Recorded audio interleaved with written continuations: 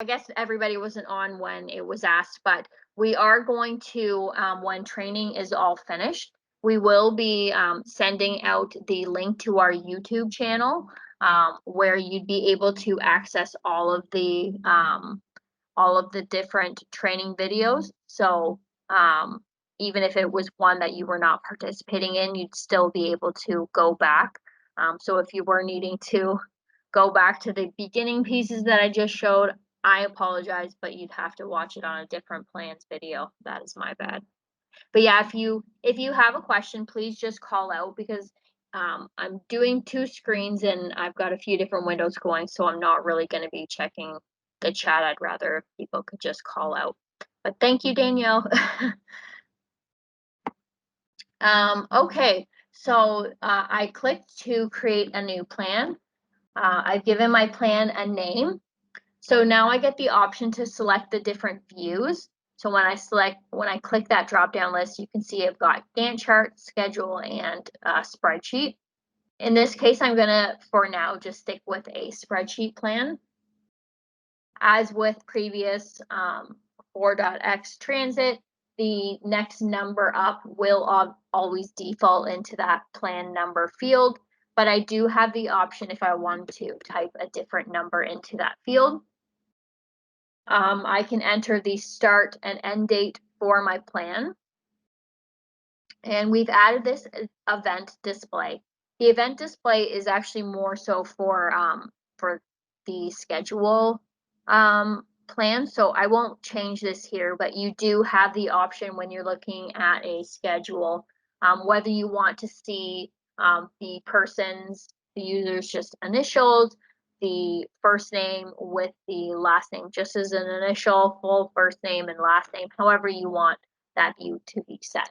So I'm going to not make any changes to that field because it doesn't really apply to a spreadsheet plan. You can then select the category. If your category is not showing in this list here, then you can just type into the field. And then when you go, once it's been created, if you go back to create a new plan, you can just select that option from the category drop-down list. Then your project is going to be obviously any active project that you have in your organization. I'm going to just leave it as the current state project. And when I click save, it was added to the bottom there, but it then also will take me into the spreadsheet view, so the spreadsheet page. Before I go on to the spreadsheet page, was there any questions about the dashboard page that I was just showing? No? Oh, okay, I will continue on. So this is the spreadsheet page for a blank plan at this point. So again, far fewer icons, but the icons that you will notice here, this first icon is representing the spreadsheet view. This is the icon for a Gantt chart view, and then this is the one for the schedule view. So if I just click on these, it's going to, of course, refresh my screen and give me the different view, whichever one I happen to select. So I'm going to just stick with the spreadsheet view since I'm working on a spreadsheet.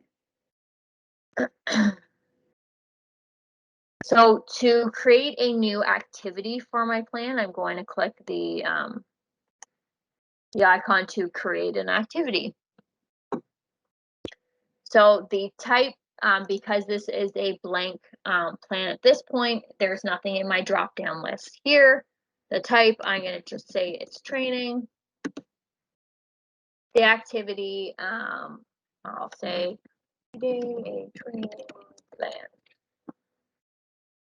The role, so as I said, if you don't know the specific person who's going to be assigned to an activity, you can select a role, but as you can see, it's not a required field. I will fill it out just for the sake of it, so I'll say it's the training manager. And so if you're not seeing an option that makes sense in that drop-down list, that's when you need to go back to the plans page and you need to create the appropriate role from that plans page, the user role from the plans page that I showed before. So it is not a field that you can free type into. Assigned, so you can select who you want to assign the plan, the activity to. So that is of course going to be generated from your user list. So if there is someone missing from your user list, you need to contact whoever at your site is set up to be an administrator and have them add that person for you. So I will just select schedule a demo. As you can see, they were added to the bottom here. I can select multiple people if I'd like. And if I want to get rid of anybody that's been added, it's just clicking the X and it gets rid of that person. Depends. So you can set dependencies. So if there's an activity that you're creating that cannot be completed until another activity has been completed first. So the capability to complete that plan depends on the other, or that activity depends on the first activity being created. You can type into that field here. I don't have any other activities set up in this plan, so of course I'm not going to set any dependencies, but I will show that once I've added a few here. The start and finish fields. So in 4.x TransIT, the start and finish field, the date and time were a field that were combined. Now those have been broken out to their own fields. So you can either do this and select from the calendar, or you could free type over that field there. And so same here, so I can select from the drop-down list, or if I was to type, let's say 8 into here, it's going to give me all the options that start with the number 8. Oops, I guess I should have selected one. So the work effort, you type the number here, and then you can either select days, hours, minutes, or weeks, which is the same as for .x that you could select those options. You could also just not enter anything for the work effort, but I will say 10 hours for creating the training plan. So the percentage is going to be the percent complete. Of course, at this point, I am creating a brand new activity, so the percent complete is 0. Same for status. At this point, you're only creating, so your status you're going to leave blank. You'd be able to type a new category. I'm going to say training. And you could select a group or create a group if you'd like. So I think that's good for now, and I'm going to just save. And you can see that now it's been added to my plan.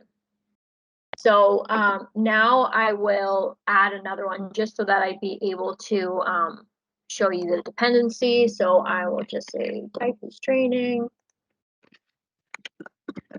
users training, and we'll say that we'll have the assistant do it. We'll assign it to this person, and I'll leave all the rest of the fields because they're not really relevant. Like changing them doesn't add anything really for me at this point in time. So now I have a second activity that's been added for me.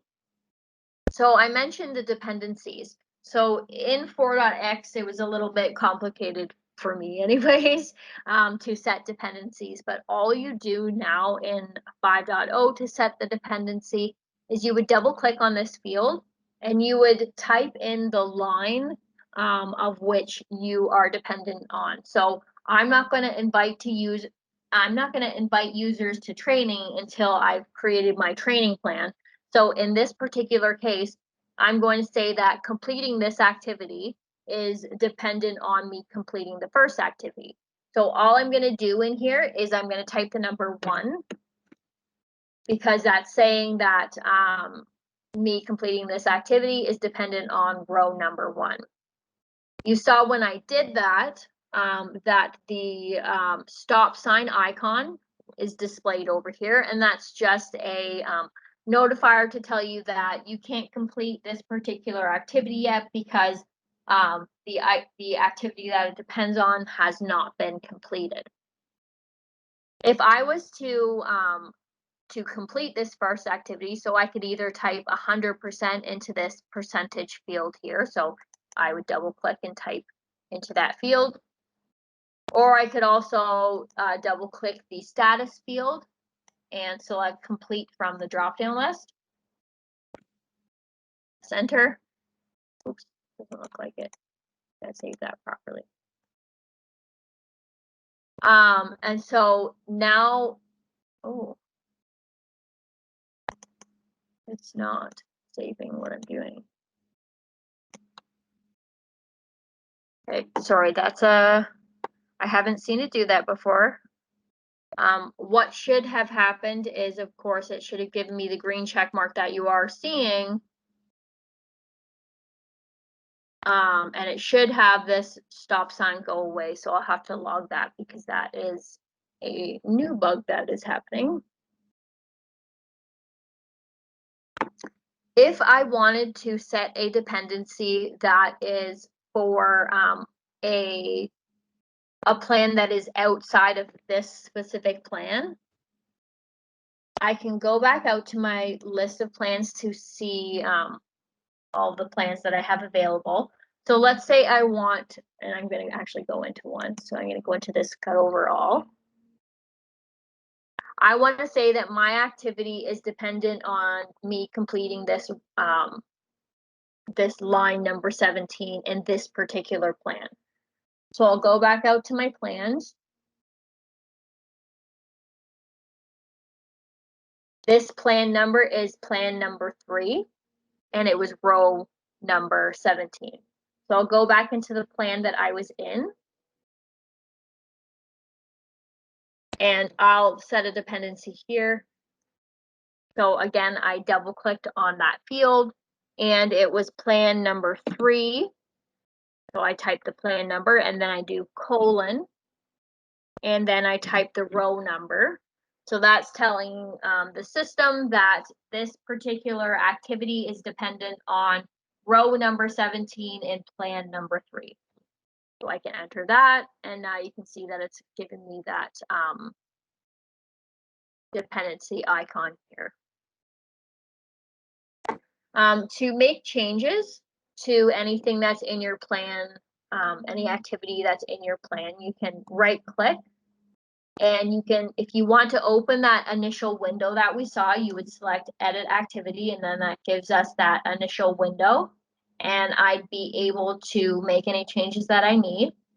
You can see there's also a second tab here. So let's say for whatever reason I wanted to attach a screenshot to my plan, I can add an attachment of screenshot to the plan just by clicking in the field here, selecting whichever item you wanted to select, and then you save. If I was wanting to insert an activity above this one, then of course it is just selecting insert. You can see I can copy and cut as well, or paste above. You can see that it says Control-C, Control-X, Control-V there, and that's because those actions can also be completed from your keyboard. So that's something that we've added for 5.0, wasn't something that was available in 4.x. So you'd be able to select the status here. So I could select any of these status options. I could change any individual piece. So when I did edit activity, that opened up the entire edit window. But if I only wanted to, let's say I just want to change who the activity is assigned to, I can select assigned. And then instead of seeing that whole window, it's just giving me the option to change that one individual piece. So I can then make a change and save. And now it's added that person here. You could also, as I said before, you could do a copy to clipboard, and that would be for if you're wanting to copy and paste between Excel. You could click to view the changes. So when you do that, it gives me a window that gives me the whole list of changes that have happened for this activity. Or I could also inactivate something. So of course that's going to send it to it's going to remove it from my options, and it will go to the inactive page, which can then be brought back by right clicking the header.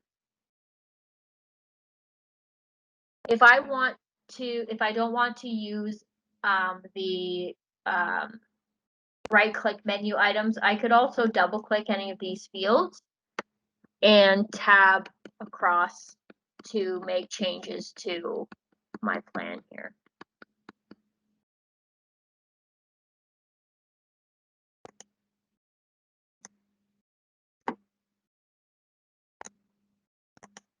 Are there any questions about anything surrounding the spreadsheet plan?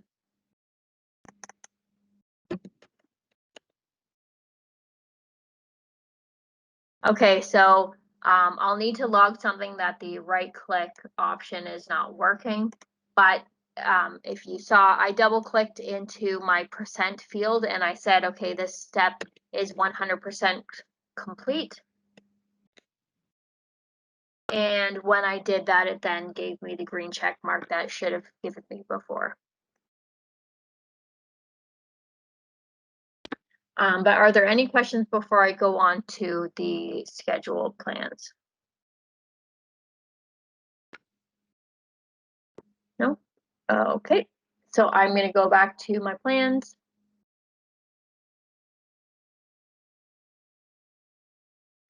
And I'm going to go into this, for starters, for the visual, I'm going to go back, I'm going to go into this command center schedule to show you a schedule that's already being created.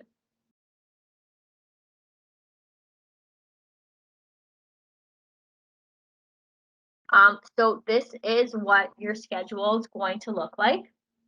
If you have people working from different companies that are going to be added to your schedule, you can add the company to the view. Then you've got your type, which is going to be a free text, assigned to. So as I said before, when you're creating your schedule, you may not necessarily know the specific person who's going to be assigned to all of the different slots in a schedule, but you need to know, or sorry, the type of role that person needs to be able to complete. So you can leave the assigned field blank and you can complete the role field. There's also the category and the group options that are available here. So looking across here, you can see that there are a number of time slots that were added to my plan here, but they're showing in red. So the reason for that, there's two reasons why you would get red on a plan. The first one is when there is nobody that's assigned to the particular time slot. So that's just a visual cue to let you know that, hey, no one's assigned to this particular time slot. Another reason why you may be getting red is because the person who is assigned to the time slots that is there they're not set up to have that particular role inside the user settings. If I was wanting to assign somebody, I would click. So let's say you can see here it says that this person, Addison Demo, is not assigned for the appropriate role for everything that she is signed up to be covering. So if I want to make a change, so in this case, I'm going to change the person who's assigned. What I'm going to do is I'm going to click on the first one that I want to select, hold down Control, and then select as many other options that I want to select. So in this case, she has selected all of these options for things that she's not actually able to sign up for. So I know that they're selected because now they're displayed in yellow. I'm going to right click.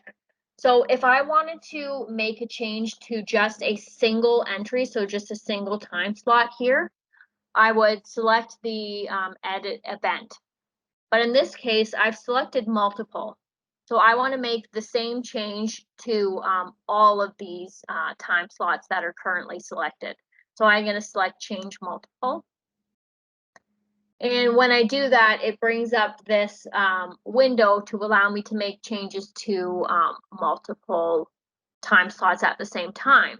So in this case, I know because I've checked it before that Helen Pink is currently set up in my build to cover this this particular communications team role. So I'm going to click save,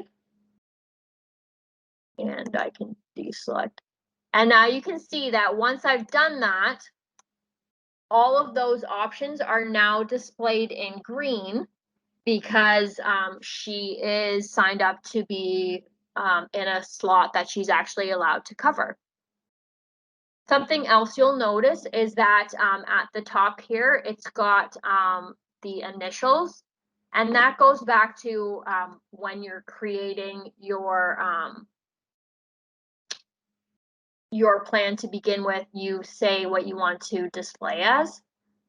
And so we had left it in this case under the initials. And so now it's just showing HP for the initials, and you can see some others that are listed down here as well.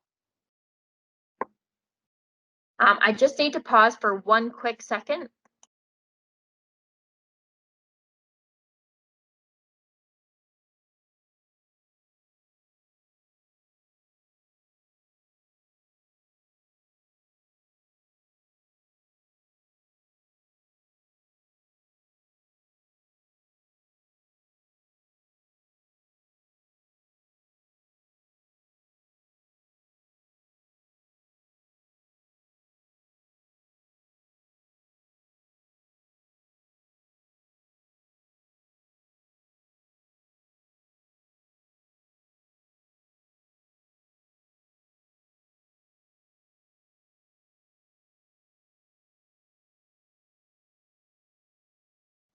Okay, sorry about that.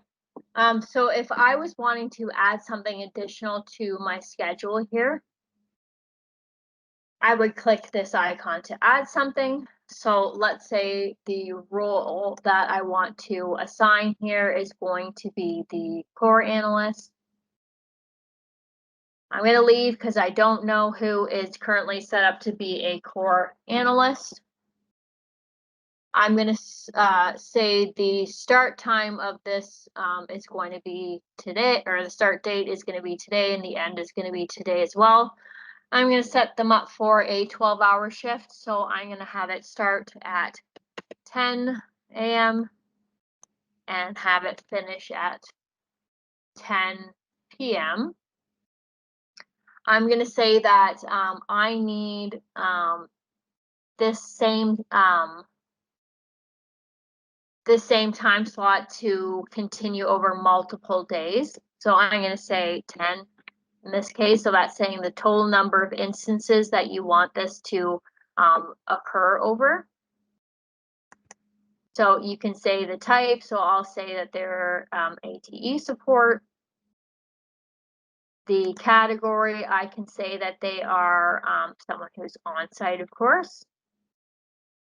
And the group, I can say they are a support person. So again, if my option wasn't there, I would have been able to type into the field here.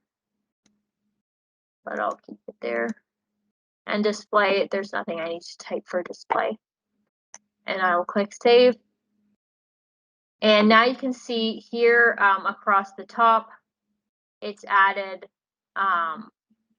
that schedule or that time slot across the days that I asked for it to create. So again, it's displayed in red because nobody is signed up for that time slot, and so it's letting me know that I do need to sign somebody up for that particular time slot. You can also use this as a checklist as well.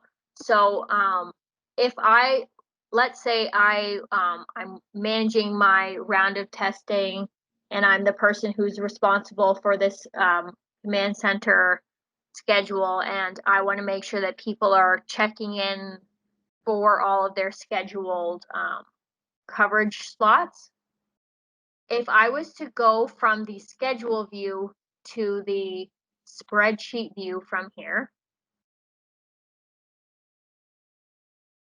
it still has all of that same information added here, but it now gives me a different view here. So it now looks the same kind of way that a spreadsheet would look. So let's say this first person here, even though I haven't assigned anybody, I'm going to say this person checked in for their scheduled time slot. I can right click here and I can select to, change the status and select completed. So it's giving me the check mark. I could have also typed here and it would have done the same. So when you switch back to the spreadsheet view, it's going to function exactly the same way that you're used to having the spreadsheet view function. So that's a way that you can use if you're wanting to use your particular schedule to use it as a checklist to make sure that everybody's checking in for their needed roles. And then if I want to go back, I would just click the schedule icon and it takes me right back to my view here. So I'm going to go back out to plans. And I'm going to create a new. So I'm going to say that this is a training schedule. So for view, instead of having it be a spreadsheet view, I'm going to ask for it to be a schedule view. It's automatically given me 101 because that's the next number up. I'm going to say that the start date is the 26th, and I'll have the end date be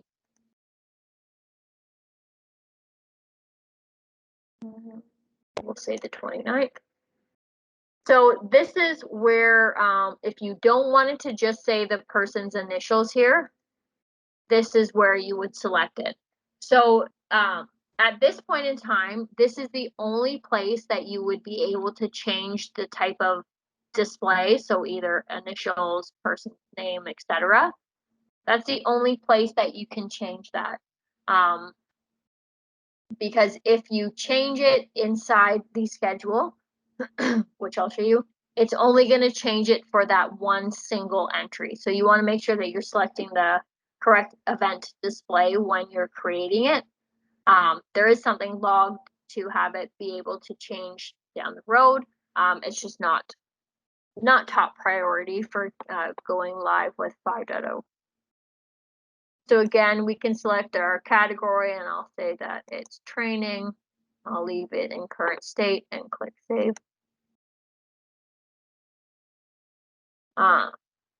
So it's taking me inside to the spreadsheet view. It's supposed to take me to the schedule view. Again, that's something that's logged. We do know that it should be showing me this view off the bat. So it's already been logged. But you can get here quite quickly just by clicking the schedule icon.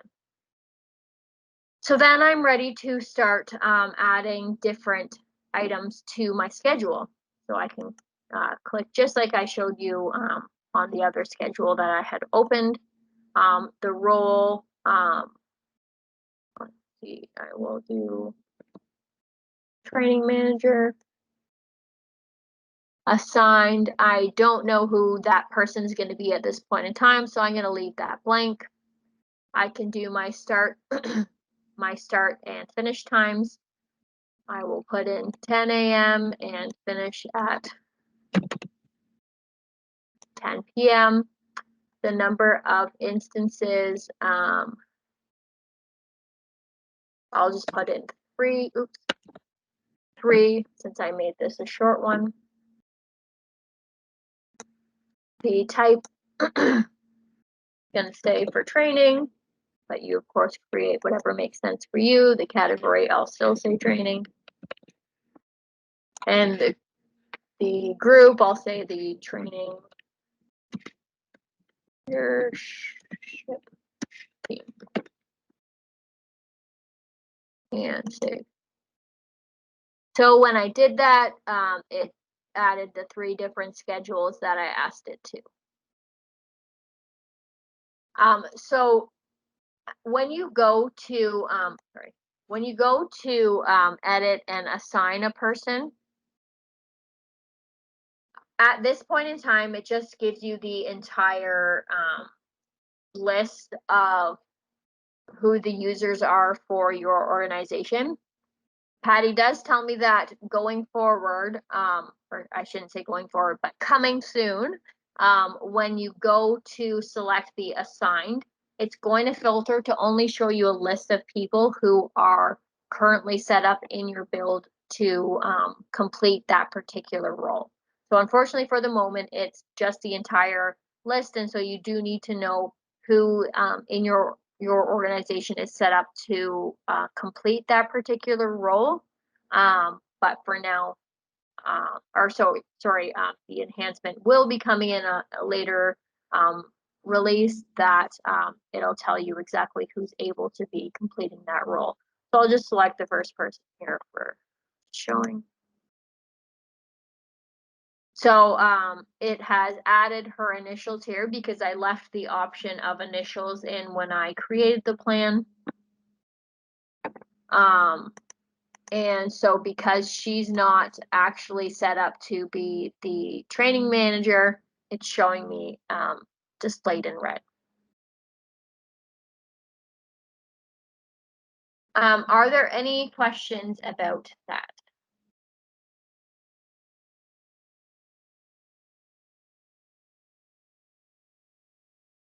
No?